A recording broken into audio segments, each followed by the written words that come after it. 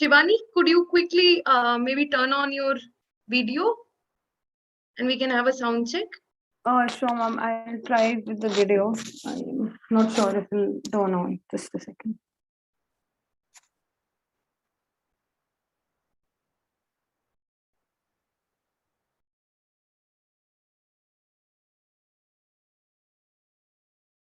Or maybe that's fine. Your audio is fine. Okay. So in case the video isn't working, that's fine. Thank you, ma'am.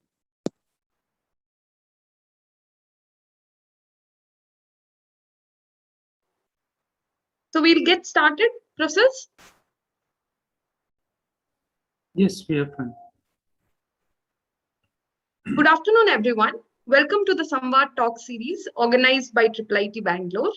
Today's talk is continuing on the education and technology theme, and the talk is titled Access to Education Amidst COVID Restrictions, Enabling Classroom Interactions Using a Play-Based Learning Approach. Today's talk shall be delivered by Professor Amit Prakash and team from IIIT Bangalore and Ms. Supriya De and her team from Vision Empower. For today's session, we are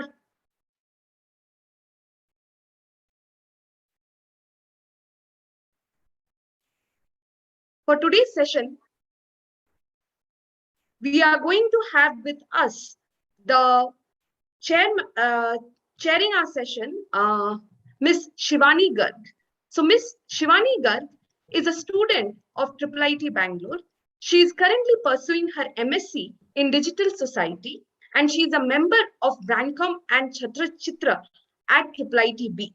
She has an undergraduate degree in history from University of Delhi. Her research interests are in human-computer interaction with an emphasis on issues of social relevance. So over to you, Shivani. Thank you, ma'am. I hope I'm audible. Yeah, please. Today we have all the speakers who are associated with the ongoing VICT project, a multi-year action research initiative being jointly implemented by Microsoft Research, Vision Empower, and the Center for Accessibility in the Global South, IIIT Bangalore, in partnership with over 80 schools, government agencies, and disabled persons organizations across India.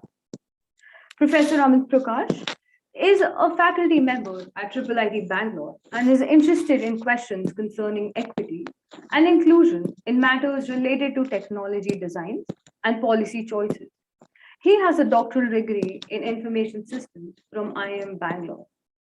Gayatri Raman is a second-year MSc Digital Society student at IIIT Bangalore with interests in accessibility and digital intervention. She has an undergraduate degree in social work from the Tata Institute of Social Sciences. O. Aishwarya is a PhD student at IIIT Bangalore with interests in disability studies and education.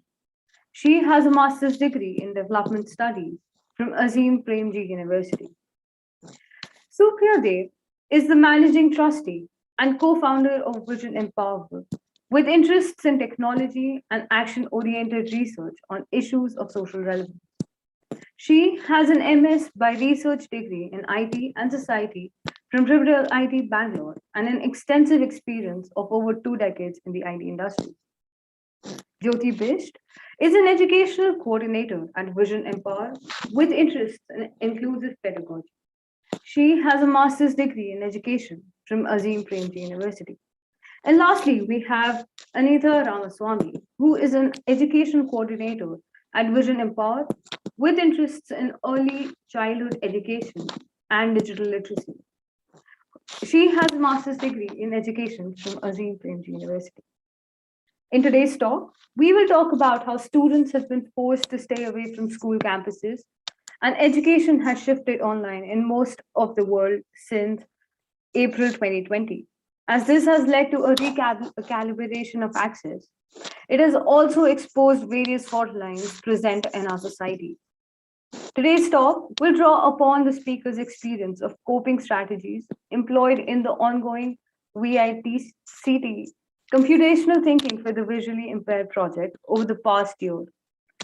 Using the play-based lucid design for accessibility approach, that is LDA, to substantiate the claim.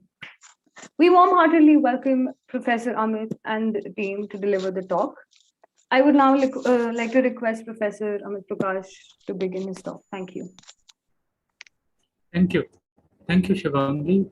Thank you, Amrita, and the entire Samvaad team for inviting us to present during this education and technology series.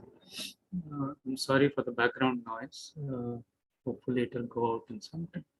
So we will draw upon our experience on the project, and therefore I have all a group of our team members on the project who have been involved on various aspects of the project over the last 2.5 years.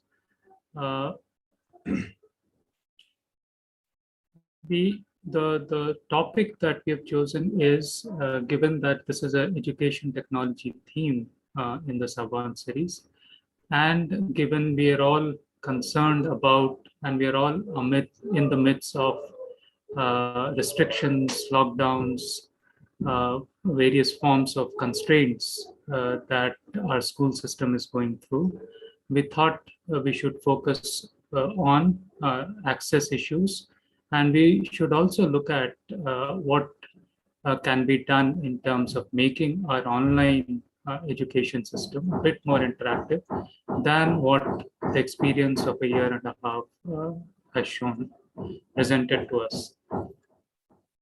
What we will do is, this is a quote from Benjamin Franklin, and he says, "Tell me and I forget, teach me and I remember, involve me with an emphasis and I learn."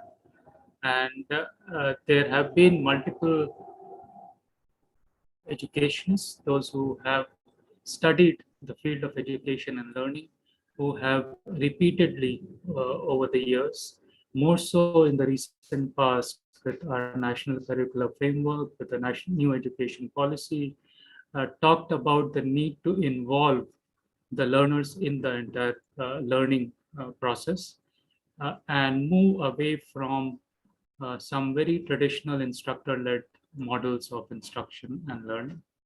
And that is what we would like to highlight through our empirical work and through the experience that all of us have gone through over the last year and a half. So this is what we have laid out for today's session. I'll quickly talk about the disruption in school education. I'm sure most of you, all of you present here are aware of this, so will not take a lot of time. We'll get into a few learning theories that will help us understand some of these aspects better. We'll also talk about the project and how we are trying to use a particular learning paradigm, which is ludic design for accessibility, to ensure involvement of the learners in the learning process. And within that, we'll talk about two specific initiatives. One is online teacher engagement sessions, and the other is storytelling sessions for children. And then we'll wrap up. For today's talk, I have Gayatri and Aishwarya from IIIT, both students here, with active interest in accessibility, and Supriya, Jyoti, and Anita, all from Vision Empower, all of whom have been involved in various aspects of this project. So moving on, I'm sure we are all aware of these kinds of news items that keep repeatedly say flagged and highlighted in the popular press, right? The impact of lockdown, the impact of COVID is on education is being felt much more at the present state, with probably the health issues being a bit under control. What is kind of starkly facing us today is the educational crisis that it has unfolded within our school system. So close to 250 million students were hit by school closures since March last year. So that's almost 25 crores, and that's a very, very big number in a country like India. Even when we are talking of online education, almost 3/4, 70% of students lacked a proper access infrastructure through which the online mode is being engaged in. Even at a global level, United Nations, so there's a visual here on your screen, and this is an installation. This is an art installation at the United Nations headquarters in New York, and it's called Pandemic Classroom. And there are 168 chairs representing 168 million children who are absent from classrooms till I guess February 2020. So this is being felt across the world, even in countries in advanced industrial economies in the OECD. We see instruction days being affected. Close to 50%, between 30 to 50% of the instruction days across different levels of school were lost in these countries also. So this is something that we are all aware of, and it is in its magnitude kind of unfolding before us every day as we go along. In terms of learning loss, and in terms of how does school closures and how does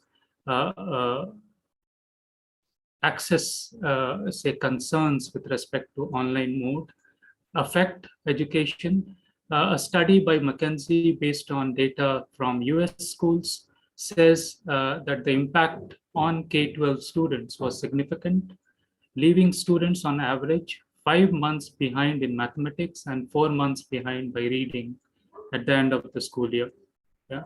And another research study by Angel and his co-authors talks about Netherlands, and they present Netherlands as some sort of a best case scenario because it had a short lockdown, it has equitable school funding, and world-leading rates of broadband access. And despite all that, the study found that students made little or no progress while learning from home. And the loss was much more pronounced amongst those from the disadvantaged homes. In India, a recent study by Azim Premji University covering close to 16,000 students across 5 states in the country found another phenomena of forgetting by students, and they were forgetting whatever they had learned earlier. So there is a significant effect that the closure of schools, that the way in which we have designed our alternatives has had on our children, and is something that we all need to be aware of. If you look at some of the factors that are being talked about, while most of the focus has been on the inadequacy of a digital infrastructure, especially in a country like India, that's not the entire picture. So we do see places and countries with amongst the best digital infrastructure, amongst the best, access to this infrastructure, suffering on account of learning. And one of the aspects we feel is the absence of this fun or joy element in the entire learning process. That happens when children go to schools. It happens during classroom interactions. It happens when children interact with peers, both inside and outside the classroom. And this fun and the joy element of learning has been talked about in literature, has been talked about in pedagogical approaches. Our National Curricular Framework 2005 talks about it. The recent new education policy talks about it. And we think this is an element that has been missing and needs to be focused a lot more on. And the rest of what we'll cover today in this talk would be around this fun joy element in the learning process. What is it that the literature tells us about this element? and how is it that we are trying to bring that into the online sessions that we are conducting in the project that we are currently engaged in. So with that background, I'll hand it over to Gayatri to provide us an overview of the learning theories and the role of fun and joy and play in the entire process. Over to you, Gayatri. Thank you, Professor Amit. So I'll begin by talking about broadly the idea of a pedagogy. There are several ways of looking at an education system, and there are several needs that an education system must address. And in that process, in the field of learning and educational psychology, several pedagogies have evolved to address the need to impart education in an informative but also engaging manner. Each of these pedagogies can be deemed effective only if they take into account individual factors such as the age, mental readiness, and interests of the child, as well as the social factors which are unique to a society, but which are also useful and appropriate in a complex and interconnected global economy. Now,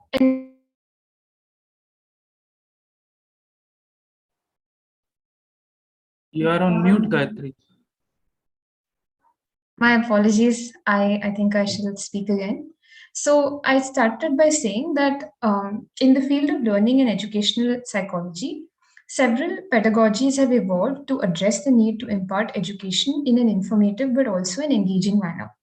The conditions deciding the effectiveness of such a pedagogy include individual factors such as the age, mental readiness, interests, and individual capabilities of the child, as well as social factors which include the need for upright and ethically conscious citizens who are aware of their rights and can find a place in the complex and interconnected global economy. Next slide. So, an education system must be culturally and geographically sensitive beyond being tailored to the needs of an individual child. And an ideal pedagogy or a successful pedagogy is one which can answer the questions that are here on the slide.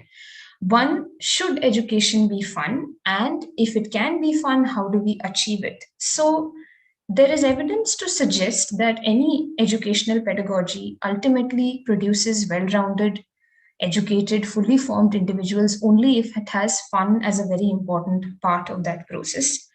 And there is also evidence to suggest that the online offline divide, which has characterized the COVID and post COVID world, has influenced the nature of classroom interactions and has influenced the ways in which fun is seen or is delivered as an element in education. Next slide. So, while we see that fun is often discounted or ignored in the pursuit of larger educational goals, such as sticking to a curriculum or achieving a certain grade, fun actually has a very central role to play in how children perceive and participate in education. Cohn 2004 has pointed out how, when students are engaged and motivated and feel minimal stress, information flows freely through the affective filter in the amygdala and they achieve higher levels of cognition, make connections, and experience aha moments. Such learning comes not from quiet classrooms and directed lectures, but from classrooms with an atmosphere of exuberant discovery. Next slide.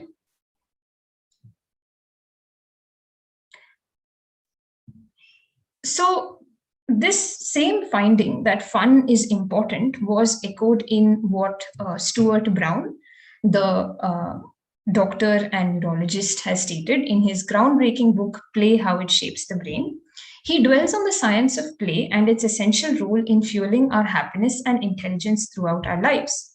So, he finds rather interestingly that we are built to play and built by play, and that in research settings where play is eliminated from the lives of animals, the consequences are actually devastating. So he has managed to compile evidence and to present the case that fun is very important for the all round development of children into healthy adults.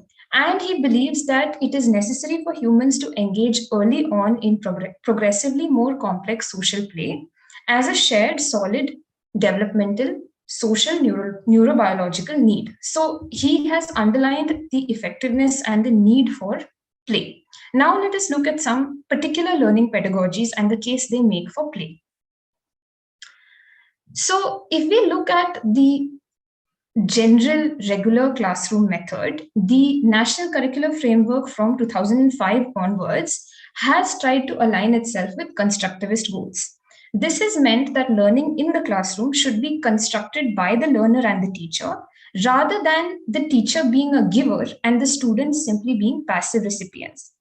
However, while this was the goal, evidence has suggested that while textbooks and curriculum may have been updated to become activity-based, the implementation of such activities at the ground level in classrooms often suffers for a variety of reasons. Not all activities are conducted, not all of them are participated in with same levels of enthusiasm. The pressure of finishing the syllabus in time often makes teachers rush through the syllabus and not conduct all activities. And so this was the case in the offline classroom. Now, one wonders how such instructor-led constructivism can be achieved in online settings in the absence or in the relative lack of peer interaction and learning by doing. So the need to learn and understand from one another is definitely something that perhaps, even as Professor Amit suggested from his reading of literature, that it is not being met, not in the same manner or the same amount as in the offline world. Now, next slide. This has its roots in the Montessori system of education, which was aimed at children right from birth till the ages of 18. It is rooted in observations made by an Italian physician between 1890 and 1952, Maria Montessori, in response to children's behaviors in evolving, prepared environments. The Montessori method's overarching goal was to supply the needs of every stage from beginning with intrinsic motivation and innate knowledge of how to develop themselves under two conditions: when adults do not interfere and when they can deeply concentrate on meaningful work in natural social environments. So the Montessori method focuses on choice. It focuses on children learning by playing and learning in group settings from one another. And it also focuses on the individual interests of the child. That is what Maria Montessori deemed important and deemed central to the success of her pedagogy. Next. Similarly, there is the 5E method, which has the 5 E's as outlined on the slide: engage, explore, explain, elaborate, and evaluate. They are an instructional model which educators use to teach students in the following phases. The engage phase involves instructors opening a lesson with an activity or question, which is meant to snag the interest of the students and offer them an opportunity to share what they already know on the subject. So right from the get-go, children are sort of expected to jump up and be engaged with the question at hand. This phase might include helping them make connections between their pre-existing knowledge base and the new ideas that will come down the pipeline in the lesson or unit. Naturally, it has to be fun for the students. After engage comes explore, which involves carrying hands-on activities by experimenting or interacting with different materials and therefore deepening their understanding of the content. This is followed by the explain stage, where students explain to each other and to their teacher what they have learned and experienced and build their concepts. Finally, there is the elaborate stage and the evaluate stage, where this knowledge is sort of consolidated, put together, and reflected upon. While the linear progression model of this framework has come under some criticism, we can clearly see how fun at every stage is a very vital component of its success. Next slide. Finally, we have the expanded core curriculum. Now, the expanded core curriculum provides a framework for instruction in a specialized set of vision-related skills for students who are blind or visually impaired. While students who are blind or visually impaired are expected to follow the same core curriculum as their sighted peers, there are certain areas in which they need specific instruction because of their vision loss. Some of these skills are listed in the image here.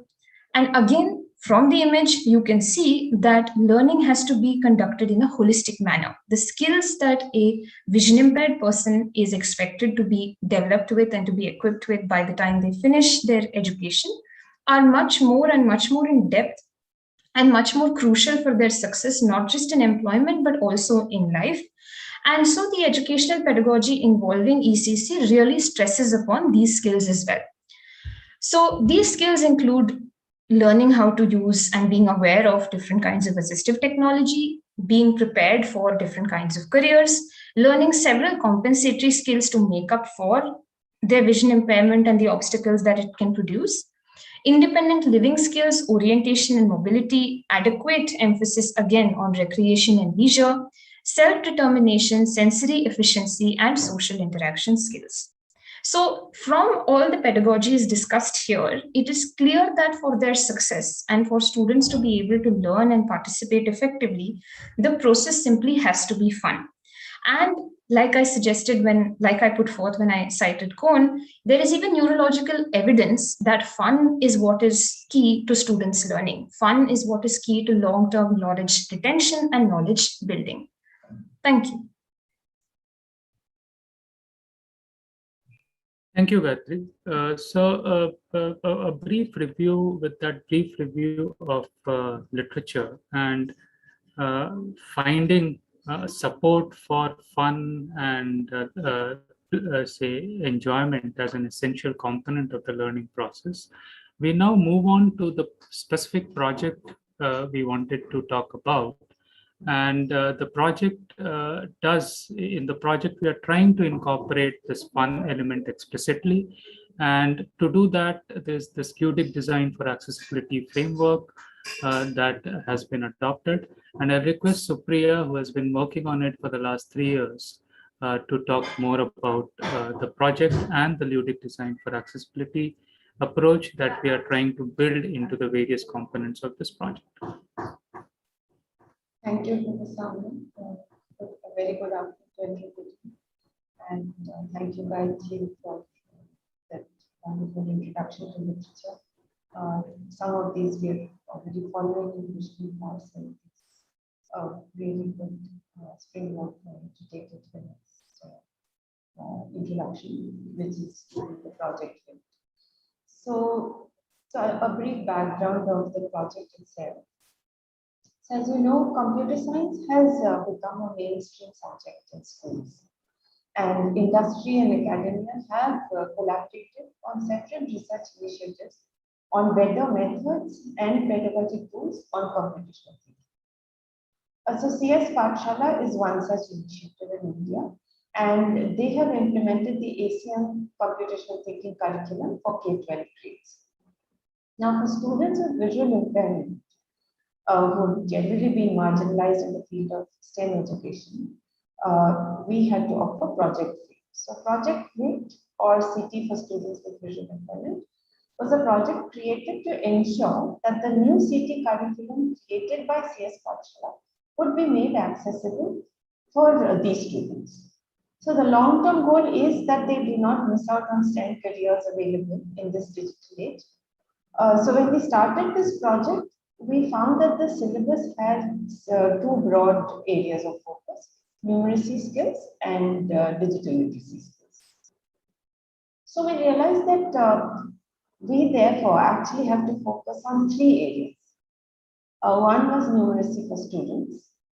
Second, very important. Supriya, sorry, I'll interrupt. I think your voice is not very clear, so you may have to speak a bit loudly. Perhaps. Okay. Maybe I will just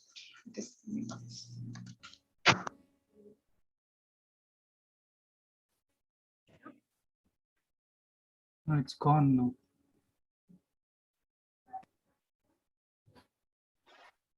Is this better, Professor Amit? Yes, this is fine. Yeah, so basically the long-term goal was that they do not miss out on their STEM careers. So when we started this project, we found that there are 2 large areas, broad areas under CT, and one is numeracy, other is digital literacy.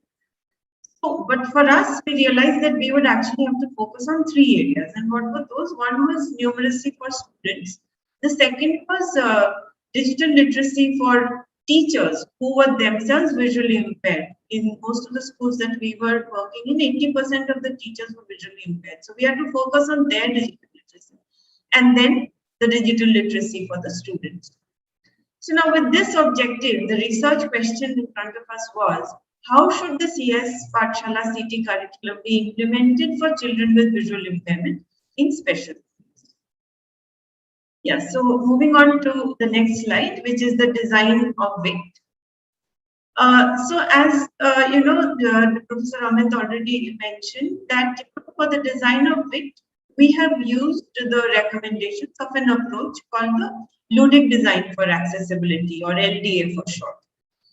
The LDA methodology was created by Dr. Manohar Swaminathan and Dr. Joyjeet Pal at Microsoft Research. So the LDA currently is a collective of people and organizations. Each one, through some project, they are contributing to the enhancement of the quality of life of people with disabilities. And the members of the collective, other than Vision Empowered, are IISc, IIIT Bangalore, NIIT Foundation, St. John's Medical College, Enable India, Saksham, people like that, Asha. So now two aspects which have led to this prolonged marginalization of people with disabilities in technology careers are, as all of you know, inaccessible STEM education. The other more important thing is the exclusion of the persons with disability in the design process itself. Now, it has been well established that humans learn at an immense rate when they are young. So the LDA approach focuses on children, so that children are not deprived of age-appropriate learning. So the research is based on the premise that play and playfulness are central to what makes us human, and Gayatri has shown enough evidence about that. So we design assistive technologies and products, today, but we usually exclude the end users from the design process. And also we do not provide space for the playfulness and exploration in the process. So the NDA adopts play as the means to achieve inclusion in the learning process itself. So by design, it becomes participative. So we started this project in 2017 with focus on play and inclusion. But we were very glad that we are in alignment with the National Education Policy 2020, which devotes entire sections on play-based learning and inclusive education. So moving on to the methodology. So for the design of VICT, as you see, fun and joy in learning was explicitly mentioned as an essential element to be considered. So over the pilot, we largely focused on face-to-face interactions with about 38 across 3 schools in Bangalore, and the classes would be in any area of the school which was not a classroom. So we conducted sessions on tactile card games, and the design of these cards evolved over the first 1 year. And we played with the children various games using the common games which we play on cards, and we tried to also bring in some new games and invent new ones based on what the children wanted to do. So, and of course the Torino, which is currently marketed as Code Jumper by Humanware. This is a tactile programming environment designed by Microsoft Cambridge, and this entire program went rigorous research by this joint team over the first 1 year. So we had 61 sessions in the year 1 of the pilot. Let me quickly share with you some analytical discussion based on the empirical findings, which will lead us to where we are now. So firstly, we found that it was possible to design accessible games. And in fact, there were many off-the-shelf options as well, just that they were not being used. Secondly, we found that that learning had to be a subtle side effect and not an explicit, learning game. Neither an unhealthy competition. So the game needed to be the departure point and not the lesson. Basically, it had to be motivational enough for the child to enjoy the process. So this leads to the importance of creation of a sustainable implementation plan, because you cannot just play and then not know how to scale it up. So in terms of duration of the games or in terms of the attention span of the child, it was very important for us to record these and analyze. We realized the most important thing was that involving the existing school teachers, was very, very important. And we didn't want to, end up creating a parallel education system. So this brings us to the most important finding, in fact, is that we recognize the duality in the role of the teacher. So during the games, the teachers were best accepted, we found, in the role of experienced players at best, certainly not as teachers. But the teachers themselves had to remain astute observers each moment, and they had to accept failures as well. And then when they were back at the office, they had to wear their teacher hats, and they had to ensure that the observations were shared, documented, brainstormed, and then they had to come up with new plans and learn from each other. This was a very critical learning. And barely had we conducted, after this 1 year of pilot, we had conducted one training session on VICT, and we had conducted one workshop with Microsoft at their accessibility room on digital literacy for teachers when, COVID struck. So I will just tell you what happened when COVID struck. So in the regular schools, immediately they jumped to online classes, and in fact, the children didn't even get a vacation. They went on classes immediately, even though it was just before vacation. But at the special schools, they went on a prolonged vacation. There was absolutely no idea. They had no idea what they had to do. So they assumed that, just because they did not have connectivity or they did not have, broadband connection, that they won't be able to conduct classes, and hence they just stopped. They didn't even think about it. And even others, the think tank, by the time they started writing about it, you see your Human Rights Watch. This is about 1 year later. It's the date. It's about May 2021 is when people started writing about it. By then, of course, all the braille presses were closed. There were no books going. There was no mechanism to access the children. So moving on, let's see what impact this had on VICT. So now we had to think of alternative approaches. Here is where the inherent flexibility that the ludic approach provided, and going with the constructivist paradigm, we redefined the pedagogic process. We very easily redefined it. So all education had gone online, and what we found, but with our teachers, was there was a prerequisite. Like I told you in the beginning, the digital literacy among teachers was low, and we figured that this was at this time it will become of prime importance. And we were at a time when teachers were remote, students were remote, and teachers also did not even have smartphones or connectivity in many cases. So before continuing with VICT, we had to come up with digital literacy tutorials, and since we were piloting in Karnataka, these tutorials were created in Kannada by Vidya, and we distributed these among the teachers. We conducted these, we called them, we initially gave them some one-on-one lessons till they could start taking the webinars. Then after the digital literacy tutorials, we gave them support over phone calls. And after this, we were able to start the training sessions online. And today, I'm really glad to say that all the teachers are they're well versed. They address, they even go through breakout rooms and whatnot. It's a huge learning.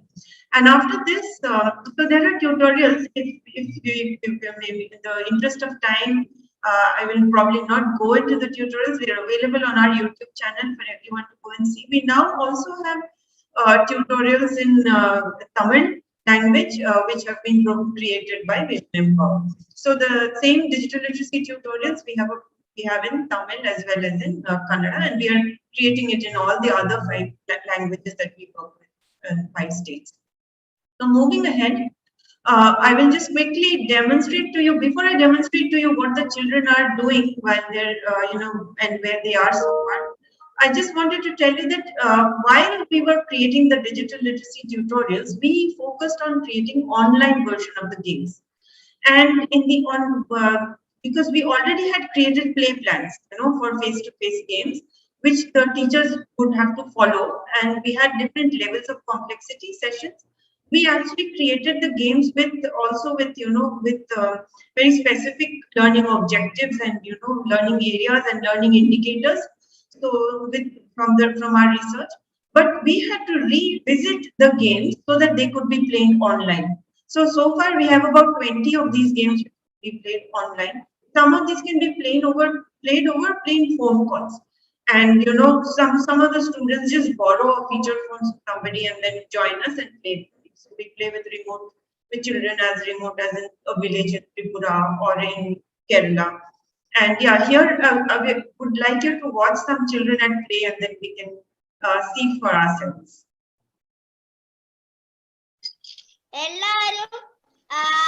എല്ലായിട്ടും ആ വലിയ പാത്രത്തിലേക്ക് അതിട്. റെഡിയാണോ എല്ലാരും? Okay, ready? Okay, എല്ലാത്തിനും എന്തൊക്കെ കഴിച്ചുണ്ട്? കടല, പയറ്, ഏലക്ക. കടല, പയറ്, ഏലക്ക. ഓക്കെ. പയറ്. എല്ലാരും 5 6 വെച്ച് 3 പാത്രത്തിലോട്ട് സെപ്പറേറ്റ് ചെയ്യണം എല്ലാ ഐറ്റവും. അതിനാണേ 5 ആണോ 6 ആണോ? 6. ശരി. Okay okay, 1 2 3 start.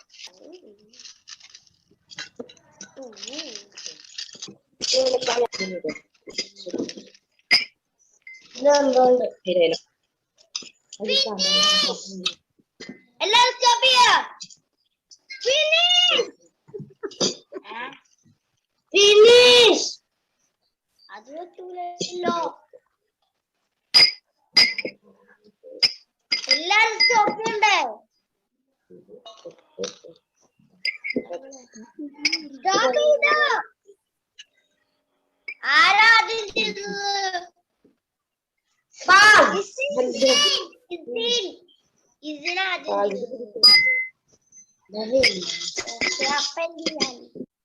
Okay. So as you can see, the children are thoroughly enjoying themselves, and we have many sessions like that. We have already covered more than 100 sessions with the children. And some of the I'd like to quickly share with you in the online avatar of the games what were the design considerations. So we had to move to easily available materials in the rural settings, and we couldn't send anything. So we had to use all material that was available at home. So sometimes we use instead of pebbles, we even use art to make the parent gives atta balls and the child uses them as pebbles, or sometimes dal, rajma seeds, different. As you can see, they had 3 different items: cardamom and sprouts and something else. So that's what differentiating and then learning and counting from them. And thoroughly they were creating, as you noticed, they were creating their own rules and what is allowed and what is not allowed. And so they're participating in the design of the game itself, right? And taking lead. We don't have to teach them every time. They just go ahead and do it. So we certainly use the compensatory techniques, for the children during the sessions. But when for example, in the classroom, in the face-to-face sessions, you can use techniques, the hand over hand or hand under hand techniques, the sense of touch. Here we couldn't do any of that. So we had to revisit all our plans, and so now we have very detailed plans on how these have to be conducted online without losing the fun element. And another very important thing that happened during this time is that we had to also enlist support from caregivers and siblings as intermediaries, because there were many in the learning process. And so it became very clear that what we had said earlier, that it takes a village to raise the child, that became very clear that yes, it did. And again, the role of the teacher was very critical. We recognized that the teacher trainings were conducted in, we had to conduct the teacher trainings in such a way that whatever we preached, we practiced and use the ludic approach in the training itself to appreciate, so that the teachers could appreciate and then take it to their children. with this, I think I will hand it over to Professor to introduce maybe Jyoti and others about the teacher training. Thank you. Thank you, Supriya. So we'll talk, and thank you for providing that introduction to the project and the way games are being designed. Jyoti and Anita have been involved in conducting a lot of these sessions for the teachers, and I'll request them to talk about their experience of conducting a few sessions. Yeah, thank you, sir. So Pragya is our online teacher training program, which we do with the teachers. And as Supriya ma'am shared that, in the beginning, there were challenges when we moved to online teacher training. So we explored different methods, and finally we designed new online Pragya design. So we started with practice sessions on Zoom as teachers were not very comfortable in using online platform. And we also adopted ludic design approach in our online teacher training. We also modified our teacher instruction kits, which include different activities to teach science and maths. So we modified those for online teaching. And teachers were using more audio tutorials. So we created sessions on how they can create audio tutorials and do it yourself kit using available materials at home. We also gave them suggestions based on our pilot study as how they can overcome the challenges of online teaching. We also modified, as Supriya ma'am was saying, that we modified the play plans for online sessions, and whatever materials we used to use to play with the children and with the teachers, all the resources were easily available at home. It can be pulses or it can be Atado. And along with this, they were using the resources to teach science and maths were also easily available at home. Yeah, the next slide. So how we conducted online Pragya was, it was a 3 days workshop and we conducted it in regional language. Usually, we take the participants to their childhood memories by playing online games and asking questions like, what's your favorite game? Or why was it fun? So most of the participants started to interact in the beginning of the session itself. And then we divided the participants into smaller groups because it allows them to interact more during the discussion. And also we wanted the participant to participate in all the games. And in breakout rooms, we played different VICT games with the participants because we wanted them to experience play-based teaching and play-based learning. And also they are the ones who are going to conduct the session with the children. Next slide, sir. So one of our VICT game is Race to 27. So for this game, we use play cards. The objective of this game is whoever reaches 27 first will be the winner. So in offline mode, usually the players will get a chance to take a card from the pile. So whoever reaches 27 by adding all the numbers will be the winner. So in offline mode, either the facilitator or one player will distribute the cards to all the players. Suppose if the players have their own pack, then they can take their card from that pile itself. And also other important thing of this game is even if the player wants to skip getting card from the facilitator means that's also possible. Next slide, sir. So here we have a small recording of our game Race to 27. Fatima, உங்களுக்கு அடுத்த card வேணுமா? No. No. Okay. அத்தல ma'am உங்களுக்கு அடுத்த card வேணுமா? வேணாம்தான். Risk எடுத்துக்கோங்க ma'am. வாழ்க்கை risk இல்லாம என்ன மேம் ஒரு வாழ்க்கை? வேணுமா? நெக்ஸ்ட் ரவுண்ட் பாக்குறேன் இப்ப வேணாம். ஓகே. பரமசிவம் சார் உங்களுக்கு அடுத்த கார்டு வேணுமா? கார்டு முதல்ல காமிங்க மேடம். வேணுமா நான் சொல்றேன்.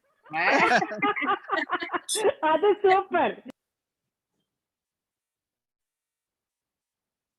Yeah, so as in this particular game, they were playing Race to 27. So we all are players when we play the game. And after the game session, after we have played, then we show these skills. So when we are playing Race to 27, we pick systematic counting. We also learn about quantity discrimination. So when they have to reach 27, they'll know whether they need a 6 or a 7 to reach 27. And as they progress with the game, they also learn estimation. So they don't do the calculation, or if they don't have the card, they'll just estimate what number they need to reach this particular number. And as they're doing the addition, they also learn simple arithmetic in this particular game. Yeah. So this is the responses which we get from our teachers. And the teachers are actively engaged in playing all the games. So as Anita shared that we create breakout rooms and we play all the games with the teachers. So all of them enjoy, and they also share their learnings, how they are playing with their children in their schools. We have some of the teachers have also mentioned that the VICT games would be very useful to teach basic math concepts.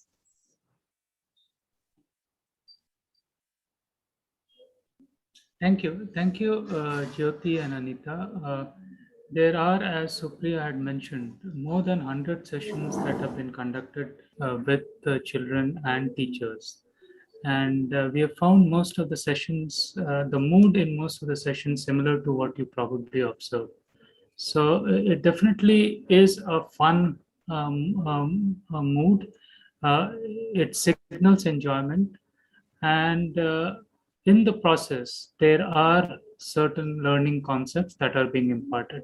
I'll request Aishwarya to talk about another mode in which play is being used in this project, and that is storytelling, and her kind of interesting experiences of how children are able to get into the higher modes of learning, application, creation, even in or using these fun-based approaches. Thanks, Professor Amit. So far, we've been speaking about games, and as Supriya ma'am mentioned, early on in the when COVID-19 actually started, everybody in special schools went on a really long extended vacation. They didn't have classes when all of their sighted peers were enjoying online classes. Enjoying is a question, but they had online classes. They had engagement with the educational material.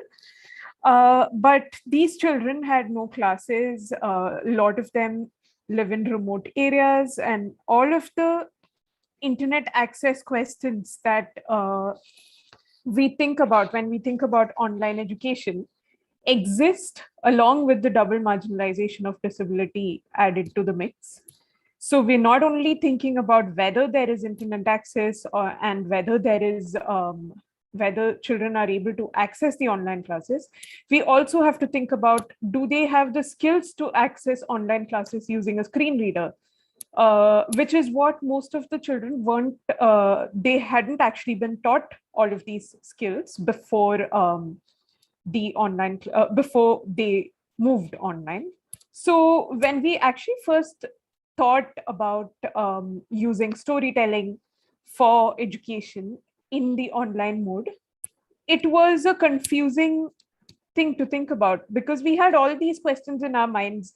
If the children don't really have access to the internet, and even if the children who have access to internet don't know how to use it, then how do we really conduct remote learning classes? So we had all of these questions, and we had a lot of questions on what technology to use, how to use all of these technologies for learning, and most importantly, how much of technology to use for learning.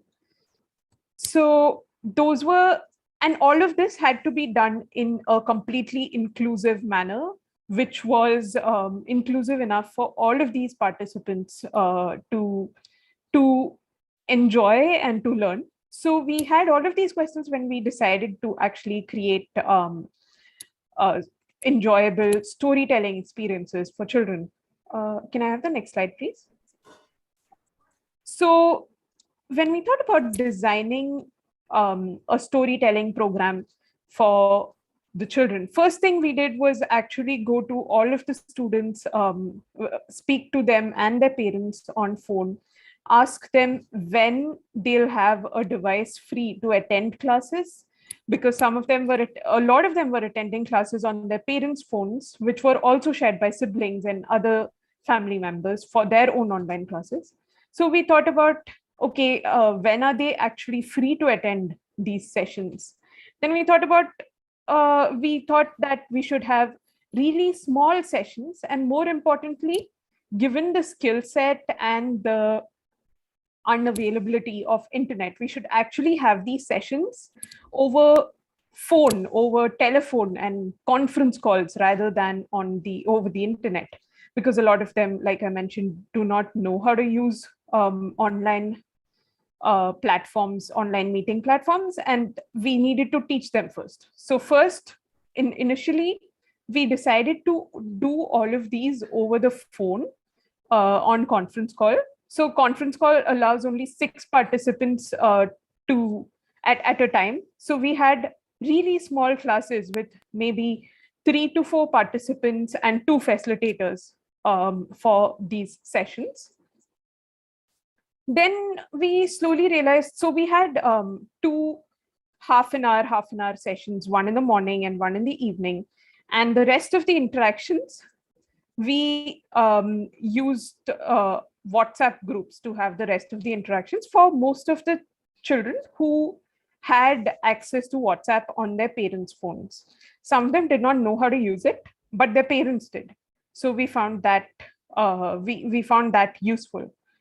And slowly we began to understand that one, we needed to have synchronous and asynchronous class time, and which means we needed time in which we are all on a conference call, or we're all at the same time discussing something.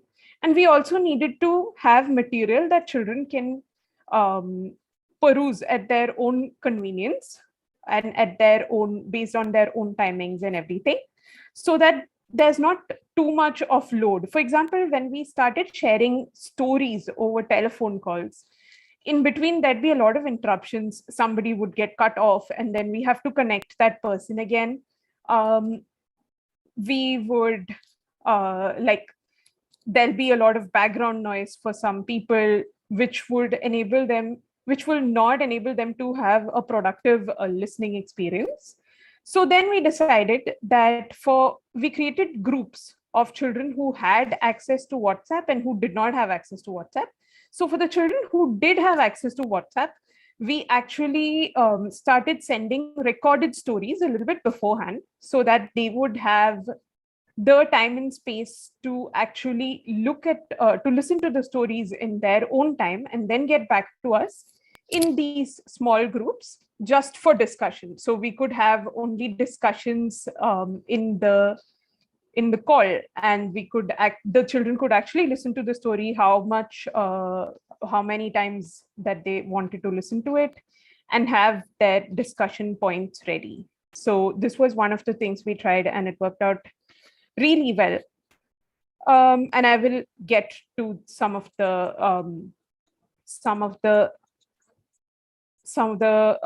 results that we hadn't actually thought about, but were totally unexpected, which actually turned out to be great.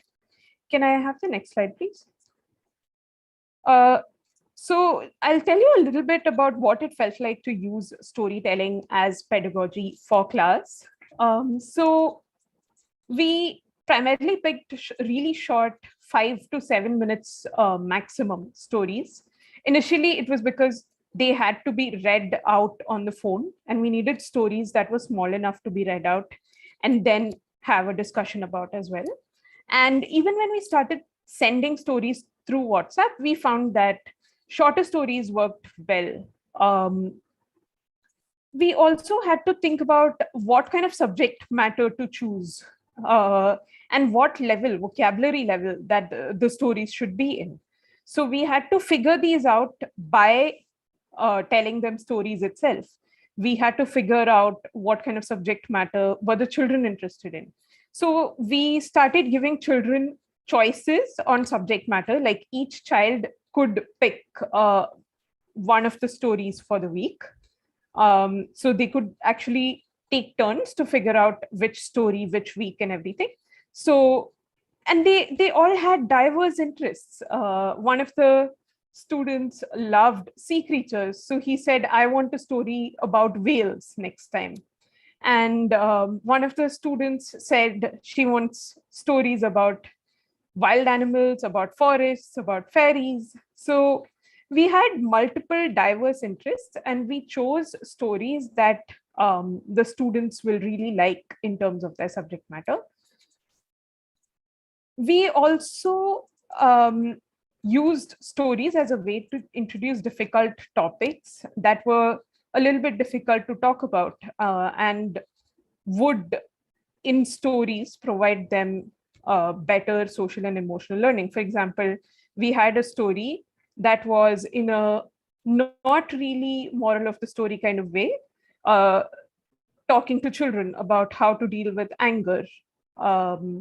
So, and these really helped, especially in this COVID time when a lot of emotions were running high and they were all cooped up at home and everything. So those also really helped in that way. And these were some of the ways in which storytelling worked as a pedagogical tool for the children.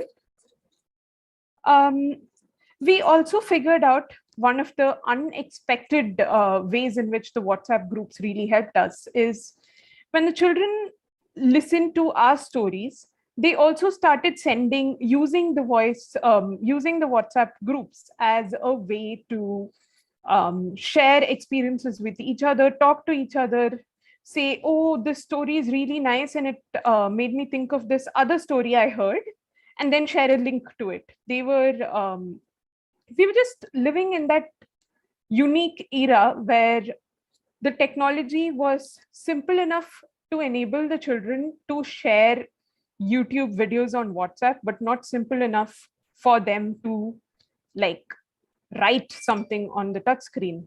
So we actually had this kind of interaction through voice notes and through YouTube links. Children kept interacting with each other, and slowly these spaces became interesting places for to make up, in some ways at least, for the lack of peer interaction that they were currently going through. Can I have the next slide, please? So when we actually thought about how to assess what the students have really learned, we thought that this should also be playful, this should also be enjoyable, and also questions and answers, that kind of a thing wouldn't really work with these children because, like I said, they would find it really hard to type on the touch screen. So we thought about, okay, what kind of tasks can we give them so that we will know that they've taken in what the stories have said, and it will also be fun enough for them to actually have some incentive to do it. So we actually came up with short tasks that the children could do. For each story, each week, we would have a short associated task that they could complete as assessment. These short tasks were very varied and completely dependent on either the subject matter or the format of the story. For example, we had a story about the life cycle of a turtle. But for that, we also had a task that asked children to actually figure out the life cycle of any animal and narrate it on audio or video. We gave the children some choice on what they want to talk about. So, for example, in this one, the format was fixed, as in they had to talk about the life cycle of something. But life cycle of what, that was left up to the children. And this kind of choice in what they wanted to study, what they wanted to what they were interested in doing really helped in terms of getting the children engaged in what we were doing. And as I mentioned, we did not at all look at answers in written word. We were looking at audio, video, and all of those different kinds of formats. We had complete flexibility in terms of what formats to use. So we'll just play a video of, an audio of one of the tasks, the life cycle one that I was just talking about, that one of our students did.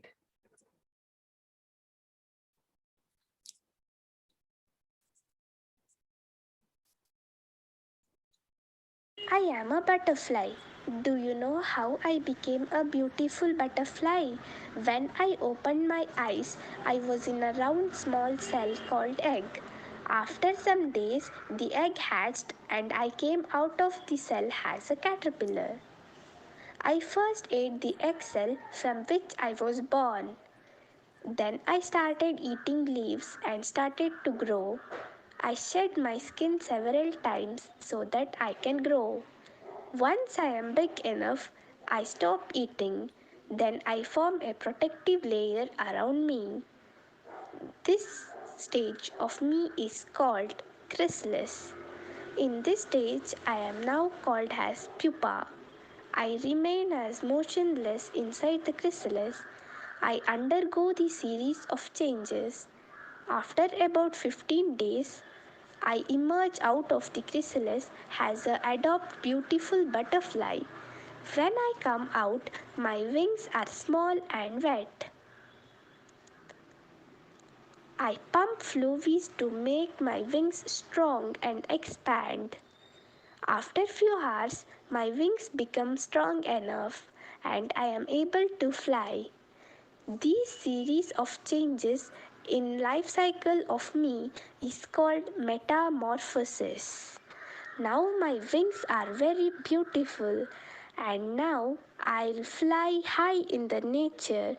I know that my lifespan is very less, but till I live, I enhance the color of the nature. Thank you. Yeah, I hope you all enjoyed the audio. And as I said, it's clear that we didn't really assess for the content or how much, we didn't assess quantifiably about how much of the content are they taking in. Instead, we increased interactions through giving them short tasks and giving them concrete ways in which they could also have a say in how to show what they've learned. And these choices really helped us to increase student engagement, keep them engaged in whatever we were doing, and also to by keeping student engagement high, also to understand how much the children have learned and whether what we are actually speaking about in the stories are really getting through to the participants. Sometimes the participants also made, the students also made stories of their own, and these were amazing. They could actually connect things that the content of the stories to other stories and say, oh, you showed me a story about the life cycle of a turtle. Here's a story about a whale that I found on the internet. Maybe you'll enjoy it. They were able to do these things on the WhatsApp groups, and these interactions are also what told us how much a student was really taking in. Yeah, I think that's it from my end. Thanks. Thank you, Aishwarya. So we'll kind of close now, and then what we're trying to highlight through all these sharing of experiences and also a very quick review of literature and very recent past is that there is, if we bring in this fun and joy element, despite infrastructure constraints, there is a high level of interaction. Yeah. So we did see a high level of interaction in the online platform, where we do notice in the media articles as being dull and drab and taxing on the students. So these sessions have been fun. The games and storytelling sessions are fun and enjoyable for the children, even their teachers, and the level of involvement and the level of engagement in all these sessions we have found always high. And when we say these sessions, we have experience of more than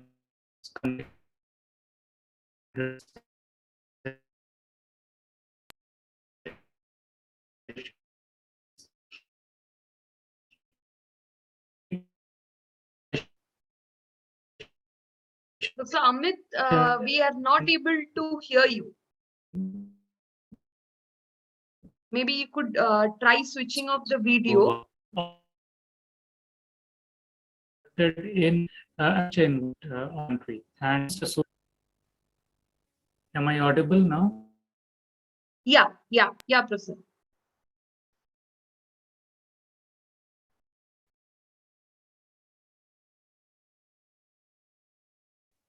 Yeah, am I audible now, Amrita? Yes, Prasad, you are audible. Okay. I think the screen has gone. But the point that I was trying to make is, in our experience, we do note a high level of engagement of all the students and all the participants. And this despite the infrastructure issues, this despite the concerns with online education and the general marginal, characteristic of most of the households where we have children with disabilities, right? So we did notice a high level of engagement and learning. So if someone is able to articulate, if someone is able to apply a life cycle concept to something else, that is what in Bloom's taxonomy we would associate with a higher level of learning, right? Application, etc. So if I could just bring that back again, let's see if the slides will come. Yeah, so we did observe this, and the point I want to conclude with, we all want to conclude with, is this. We have been focusing, a lot of our reportage has been on highlighting the inadequacy of our online infrastructure and on highlighting the need to build a robust online infrastructure to cater to such exigencies, such crisis situations. Not an equal emphasis is placed on the on understanding alternate learning paradigms and approaches that could, even with that infrastructure, make classrooms much more interactive and fun for children. So that is where we are. This is a work in progress. We are working. We do understand this is not very easy, but the experience has been very satisfying. The results are quite encouraging, and we do feel that the focus and the amount of effort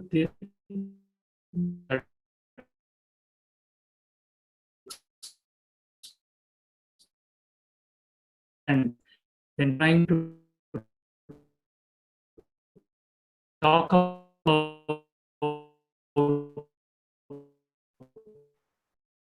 Professor Amit, I think you can. Trying to build the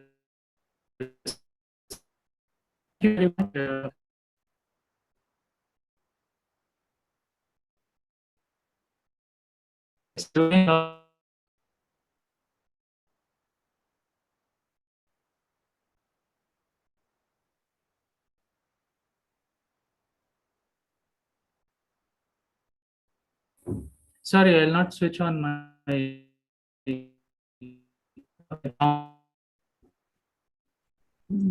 I'm almost done. I'm actually done with my slides. So, and the point I wanted to make was looking at learning paradigms is also something that we should engage in as much as we do on focusing on the.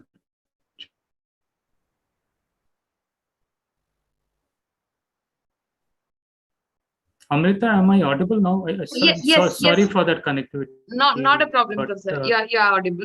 Yeah. But I'm done. We are done, and we are open to any questions if there are any. Shivani, would you like to go ahead and look at the questions and maybe moderate it? Sure, ma'am. So Chetan Parekh says that such activities are very wonderful. The major question about these endeavors is the lack of scalability, isn't it?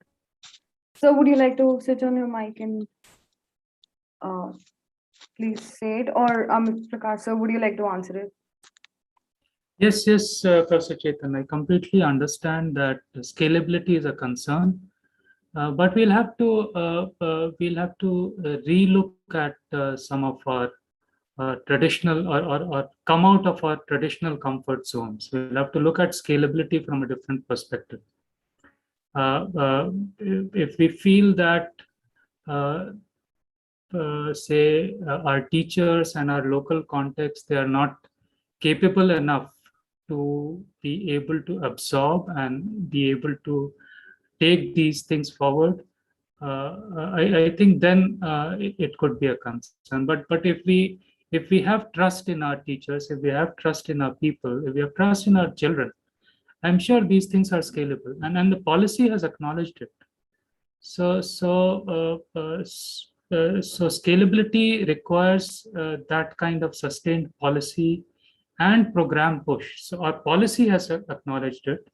I guess the kind of allocations we see, the kind of efforts we see in this direction is yet to catch up. But I guess it gives us hope that if we are able to do this, then contribution to learning is also going to be immense. So I'm not entirely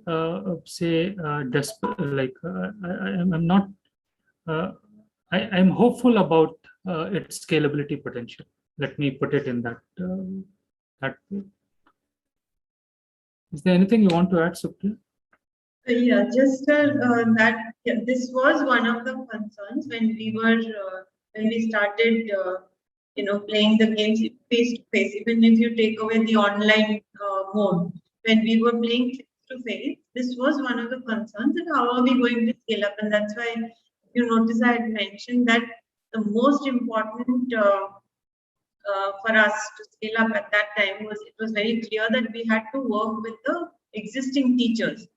So we had to train the teachers on the new pedagogic tools and methods. It's very simple, but then they had to be open enough to accept it, and then take it forward so that in every school, the teacher would be involved with the child. It's not like we have to go to every school and play the game, but we could play it with teachers, and then the teachers could take it forward, just like any other training, right? So we were planning to do that, and during COVID, we actually, barring the technology, connectivity challenge or those kind of things, what actually happened though is that many more teachers could actually be reached.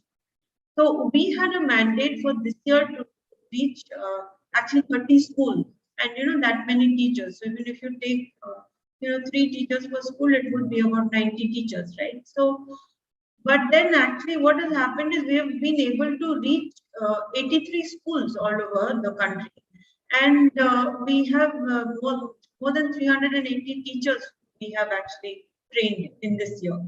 And they have, all of them, every time we conduct one of these trainings, they go back supercharged, and then they come back to us with the request for more. So as we speak, in fact, we are also designing a program where not only for the digital literacy of the teachers, but for the teachers in the special schools, but also for the digital literacy of teachers with visual impairment who are teaching in government schools. So Tamil Nadu has about 1,000 teachers who are teaching in the government schools where we have, for the regular schools.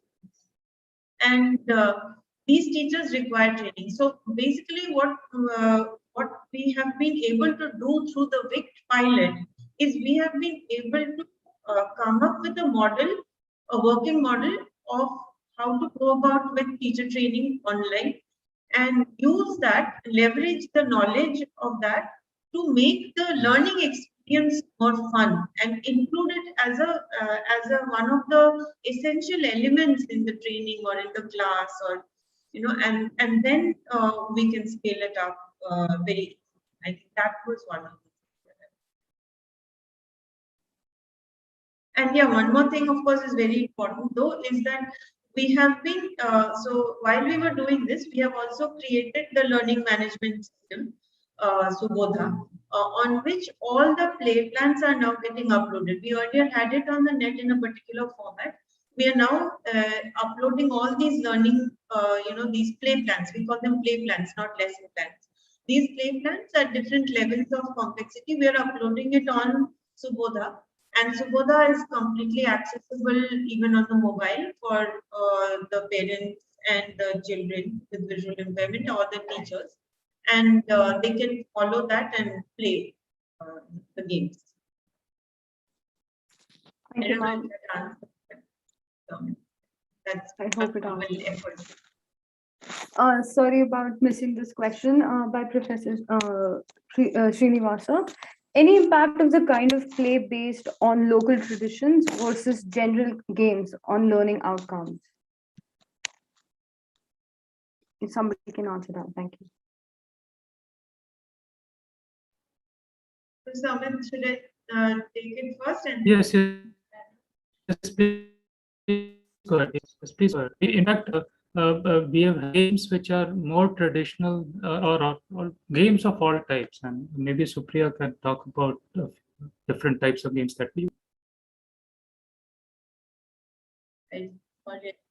Very well, but I think Professor Amit was also trying to say this, that we have different kinds of games on the, so if you go to our website, which is visionempowertrust.org, under learning resources, we have computational thinking games, and under that we have different kinds of games. So if you notice, there's one on that called Pebble games, and actually all those Pebble games have evolved many of those have evolved during the pandemic.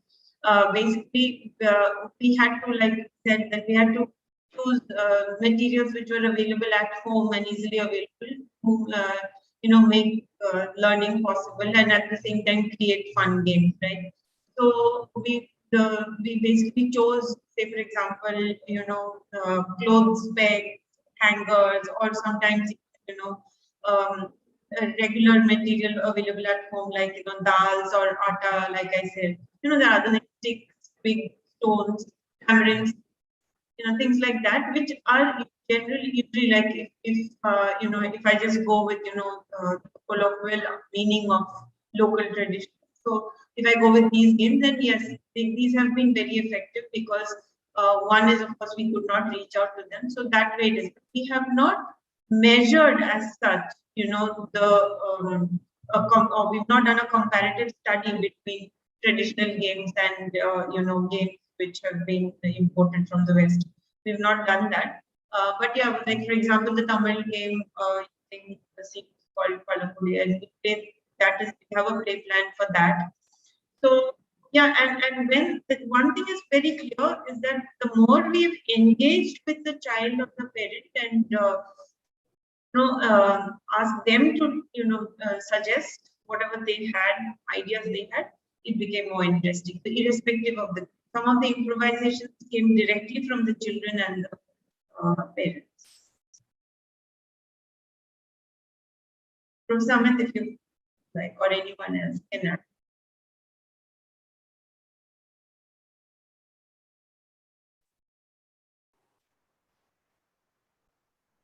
Supriya ma'am, this is Amit. No, I see.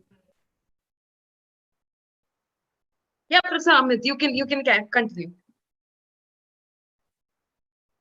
No, carry Carry on. So, yeah. I saw a question there, so I was.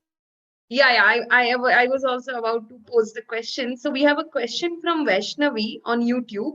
I wanted to know if you have any inputs on guiding students to have multi-sensorial experiences online, like sensory play activities. This has been a challenge for many due to limited resources.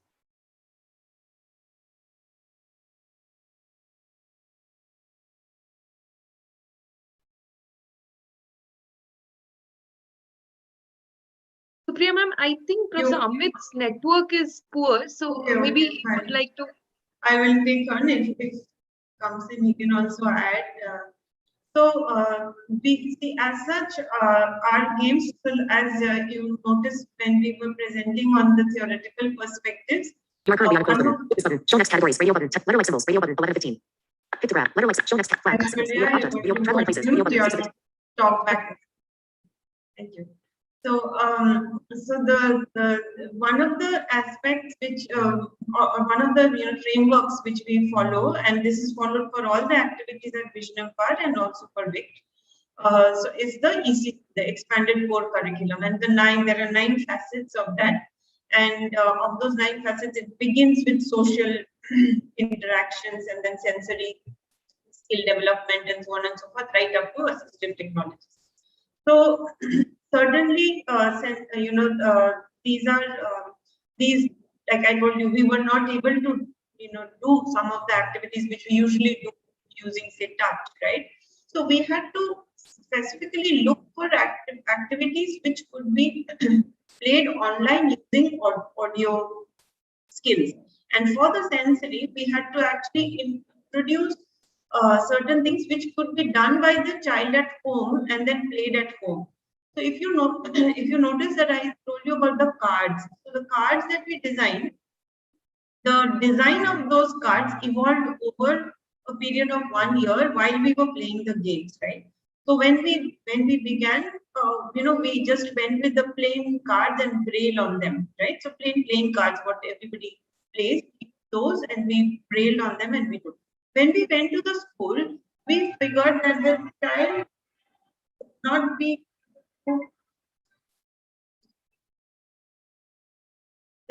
would not be able to.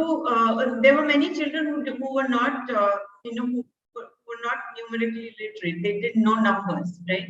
And braille numbers takes time for children to learn. So we had to, instead of putting the braille number, we had to actually put bindis as numbers, 1 for 1 bindi, 8, 1 bindi. If it's a 3, then 3 bindis, like that, so that they could touch and feel, right?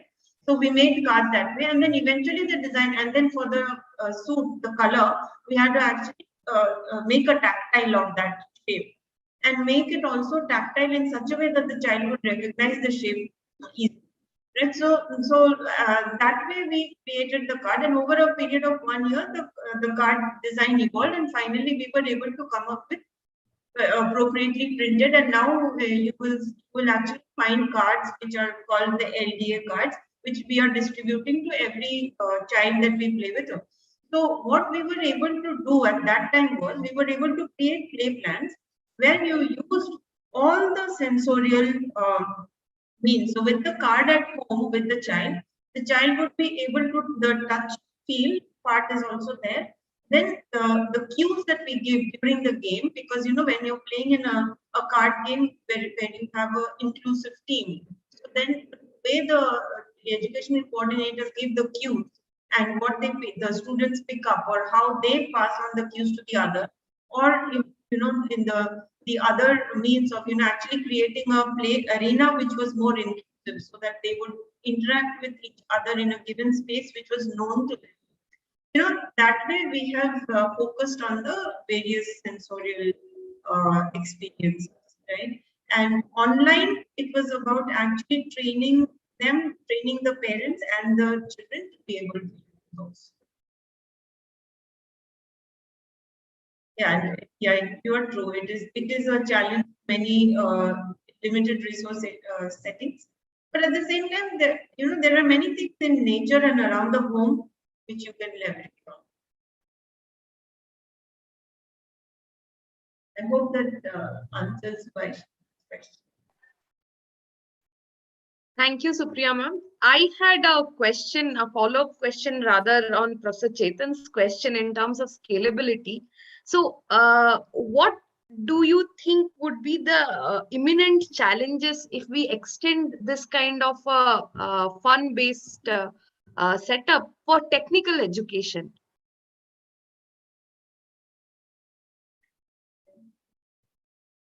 Samvaad, you want to take it first? Yeah.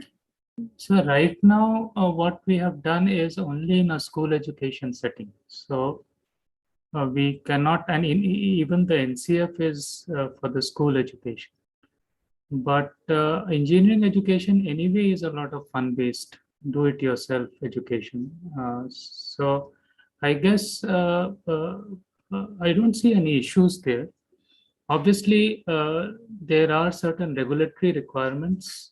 So as you get into higher education, you need to ensure that assessments follow a particular pattern.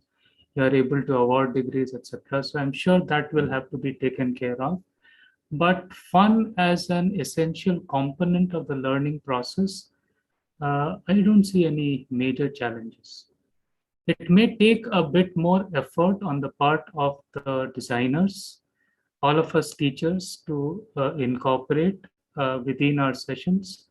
But as long as the learning improves, and that is what we all would want. We would want our education system to lead to better learning for all the stakeholders, at least the students and let's say the teachers also during the entire process. So if learning is improving, we need to invest into bringing back fun into education. It will require investment, so it's not easy. It will require investment. It will require investment of resources, time, effort. But I would bat for it if we have sufficient evidence, and we do have that kind of evidence that it will improve the learning process. Thank you, Professor Amit.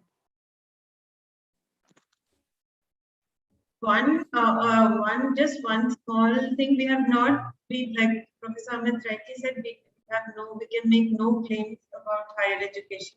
We have not done any experiments. What we have been able to do in for the Vision Empowered portfolio. So because VICT was an independent, it was specifically for computational thinking. So it had very specific goals on all of that. But we were able to incorporate that approach into the learning of science and math as well. So we make what is called teacher instruction kits for our teachers to follow.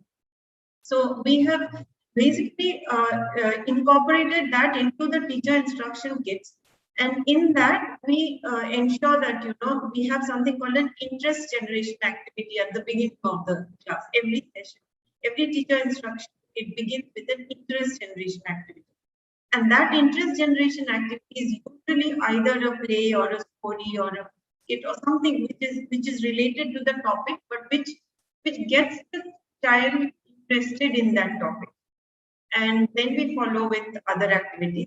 So that is one thing we have been able to incorporate in other in the science math lessons for the teacher. So I just thought I'd share something outside of what has been the impact. Thank you. Thank you, ma'am. If we don't have any questions, I would like Amrita ma'am to take over. Thank you. Thank you so much, Shivani. So if there are no more questions, then I would like to end today's session.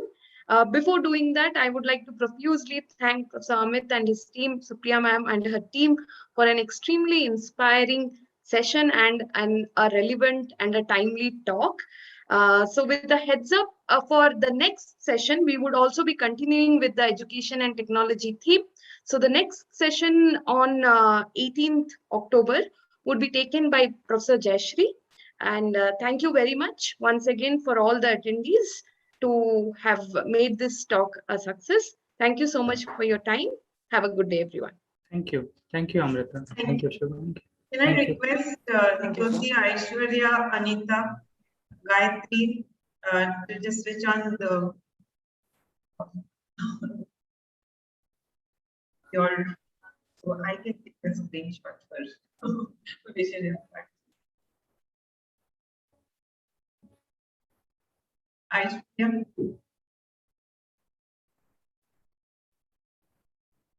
Aishwarya, do you want to switch on your camera for a bit, please? I think. Currently unmuted. Pin table. Sorry, can you hear me now? Collapse menu item. Recording. Computer audio unmuted. Video off. Selected. HBO. Co-host. Video. Collapse menu item. Recording. Computer audio unmuted. Video off. Row 1 of 11. You are currently on a cell 7 items inside of the table. To navigate the cells within a table, press Control, Option, and then up arrow, down arrow, left arrow, or right arrow. To exit this table, press Control, Option, Shift, up arrow. Aishwarya, maybe you can mute your mic. You are currently on a close button. To click this button, press Control, Option, letter like symbols, radio button, 11:15. Letter like symbols, radio button, 11:15. Letter like symbols. You are currently on a radio button, 11:15. To select this option, press Control, Option, space.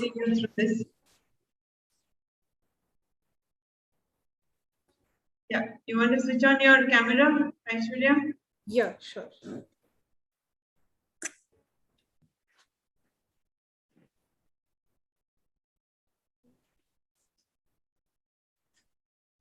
Can you see me now? Not yet. No, it isn't. Not yet.